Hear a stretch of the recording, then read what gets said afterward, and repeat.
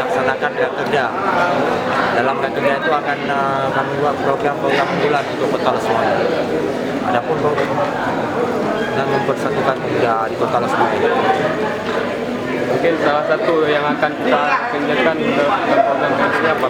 Kami tengah menggodokkan program unggulan yaitu Duta Santri Milenial di Kota Lesmoy. Inovasi baru itu seperti saya katakan kembali tadi, kami ingin melaksanakan program seperti Duta Santri Milenial. Bukan aja duta wisata, tapi duta santri berada di Kota Lesmoy, khususnya Kota Lesmoy. Itulah karena KNP Kota Lesmoy akan bergerak dunia dengan akhirat sejalan, dunia dengan agama sejalan. Oke, tentang narkoba ini bagaimana respon ketua yang baru? KNP Kota Lesmoy akan bekerja sama dengan BNN dan LAN dan pihak-pihak terkait lainnya untuk memberantas peredaran narkoba dan mengurangi narkoba yang ada di Kota Lesmoy.